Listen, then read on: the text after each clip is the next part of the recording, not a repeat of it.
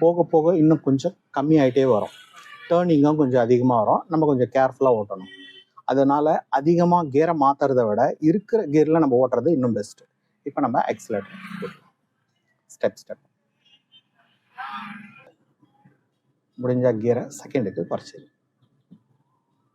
குறைச்சிட்டு வெறும் கிளச்சை மட்டும் எடுத்து பாருங்கள். வண்டி அப்படியே இன்ஜின் பிரேக் ஆகும். கால் எடுங்க, அவ்வளோதாங்க, பிரேக்கே தேவையில்லை. ஆனால் இப்போ உங்கள் பார்வை கிட்ட இருக்கு பாருங்க. கிட்ட இருக்கிறதுனால வண்டி ஓரம் வந்துச்சு. அதனால தான் தூரமாக பாருங்கன்னு சொல்கிறேன். இப்போ ஸ்பீட் அது நீங்கள் எவ்வளோ ஸ்லோவாக ஓட்டினாலும் பார்வை கொஞ்சம் தூரமாக வச்சுக்கிட்டிங்கன்னா உங்களுக்கு ஓரம் வருதா நேராக இருக்கான்றதை உங்களால் கரெக்டாக கெஸ் பண்ணிட முடியும்.